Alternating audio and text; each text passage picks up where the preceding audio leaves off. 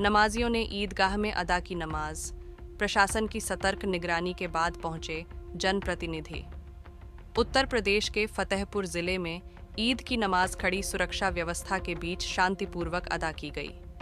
जिले की ईदगाह में हजारों की संख्या में नमाजी पहुंचे, जहां पुलिस ड्रोन कैमरों से हर गतिविधि पर नजर रखे रही।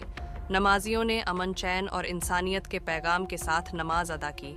फतेहपुर जिले के ईदगाह में आज ईद उल फित्र की नमाज भारी भीड़ और प्रशासनिक सतर्कता के बीच अदा की गई। 1 माह की इबादत और रोज़ों के बाद नमाजियों ने अल्लाह से देश में अमन, इंसानियत और भाईचारे की दुआ मांगी। शहर काजी हबीबुल इस्लाम ने कहा, रमज़ान का मकसद भूख को समझना है और गरीबों की मदद करना। अलग अलग लोगों की राय होती है, अलग अलग लोगों का इजहार होता है अपने गम का।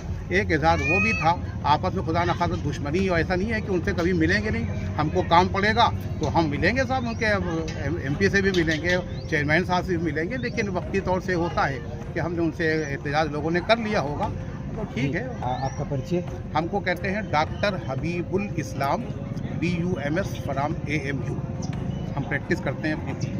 बहुत बहुत शुक्रिया। मीडिया से बातचीत में हबीबुल इस्लाम शहर काजी ने कहा कि ईद के इस मौके पर हमें चाहिए कि हम अपने आसपास के ज़रूरतमंदों की मदद करें और मिलजुल कर समाज में शांति का संदेश दें। ईद का पर्व है, रमज़ान के बाद ईद आई है, तो किस तरीके से इसे मना रहे हैं? इसको जो है हम लोग ईद मनाते हैं और रोज़ा रखने के बाद 1 महीना तो फिर हम लोगों के खुशी का मौका होता है। लेकिन खुशी सिर्फ ये नहीं है कि हम लोग नमाज़ पढ़ लें, बल्कि खुशी और मकसद ये है कि हमारे शहर में, हमारे मोहल्ले में जो लोग जिनके पास गुर्बत है, मुफलिसी है, पैसा नहीं है, जो ईद नहीं कर सकते हैं, या जो दूसरे धर्म के लोग हैं उनके पास भी जो है वो गरीबी है, तो उनकी गुर्बत को हम समझें। रोज़ा रखने का मकसद यही होता है कि हम भूखे हैं, हमारे पास कपड़ा नहीं है, तो हम ये समझें कि हमारे पड़ोस मोहल्ले में दूर रहने वाला, उसके पास भी कपड़ा नहीं होगा, वो कैसे भूख को बर्दाश्त करता होगा, तो उसके घर में हम चूल्हा जलाएं, उसकी गुर्बत को, मुफलिसी को और उसकी परेशानी को हम समझें, उसको दूर करने की कोशिश करें। ये मकसद असल है हमारे ईद के त्यौहार का। ईद की नमाज हुई है, ईद की नमाज में क्या कुछ मांगा गया है अल्लाह से? ये अल्लाह से जो मेन बात हमने मांगी है वो अपने मुल्क में अमन और शांति का माहौल बनाए रखने के लिए हमने अपने अल्लाह से, परवरदिगार से ये तमन्ना किया है, और आपस में हम लोगों के भाईचारगी, मोहब्बत, हमदर्दी ये सब बना रहे आपस में, और एक ही दस्तरखान पे हम लोग बग़ैर किसी मज़हब व मिल्लत के अलग किए हुए हर शख्स एक दस्तरखान पर बैठकर और एक दूसरे के त्यौहार में हम बराबर के शरीक रहें। फतेहपुर जनपद वासियों के लिए आज ईद के पर्व पर इसे किस तरीके से मनाने के लिए अपील करेंगे आप? हम अपील से यही करेंगे कि हर शख्स जो है यहाँ से निकलने के बाद ये पैगाम दूसरों तक पहुँचाए कि हमारे फतेहपुर में हमेशा अमन व अमान का माहौल रहा है, और आज भी हम ये चाहते हैं कि अमन व अमान का माहौल हमारे फतेहपुर में बना रहे। यहाँ के हुक्काम को, ऑफिसर्स को ज़्यादा परेशानी ना हो, बिल्कुल सुकून के साथ वो अपना वक्त पूरा करें और यहाँ से जाएँ। इस बार एक खास बात और आई है कि जिला अधिकारी महोदय को एक ज्ञापन सौंपा गया, जिसमें कहा गया कि जो है हमारे ईदगाह पर राजनैतिक इसे ना दृश्य दिखाया जाए, राजनीतिक पार्टियां अपनी होल्डिंग ना लगाएं, राजनीतिक व्यक्ति वहां पर ना पहुंचे, जिससे कि हमारा त्यौहार एकदम शांतिपूर्वक मना रहे। इसको किस तरीके से? मामला ये है कि लोगों की अलग अलग राय होती है।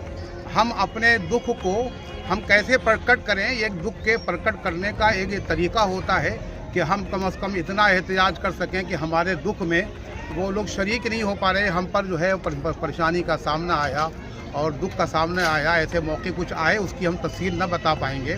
तो उस मौके पर जो हमने जिनको सेलेक्ट किया है, एलेक्ट किया है राजनीतिक वो हाँ राजनीतिक पार्टी, तो कम से कम आते और हमारे पर एक मरहम रखते, क्या तो हमको सब तसल्ली देते हमको कि आप अलग अकेले नहीं हैं, हम आपके साथ शरीक हैं, जो कुछ हुआ है हमारे हिसाब से गलत हुआ है। कम से कम इतने 2 शब्द हमसे बोल देते तो हमारे लिए बहुत अच्छा था। इसीलिए कहा वो लोगों ने, हमने अपना दुख प्रकट कर दिया है, वो ठीक है, काफ़ी है। साफ साफ कागज में लिख करके दिया गया कि हमारे जो सांसद हैं सपा के नरेश उत्तम पटेल और हमारे जो नगर पंचायत अध्यक्ष राजकुमार मौर्य, ऐसे लोगों का नाम लिख करके दिया गया, ये लोग ना आए। अब उनके बारे में हमको पता नहीं, लिख के दिया गया होगा, और उन लोगों की पर्सनल एक राय है, एक दुख का मैंने बताया ना कि भाई एक कम्युनिटी है, उसको दुख प्रकट करने का अपना इख्तियार है। क्या राजनीतिक पार्टियों की दखलंदाजी से ही ये राजनीति ये जो है आगे बढ़ती है? हम ऐसे इस तरह की बात को हम नहीं समझते हैं कि इस तरह की कोई बात होगी। बहरहाल वो हमारे लीडर हैं, तो हम अपना दुख तो प्रकट करेंगे जाहिर।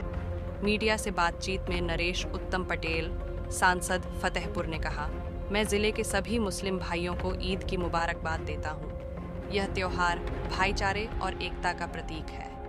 इसे किस तरीके से मना रहे हैं? मैं ईद जो हम सब की मोहब्बत का पर्व है, आपसी भाईचारे का पर्व है, जो हमारे जीवन को मजबूत करता है। मैं ईद पर अपने जनपदवासियों को, पूरे प्रदेशवासियों को, देशवासियों को ईद की मुबारकबाद देता हूँ। आज जिले में कहाँ आप भ्रमण होगा तब दर्शान किया गया था, जिसमें कहा गया था जनप्रतिनिधि नहीं पहुँचे।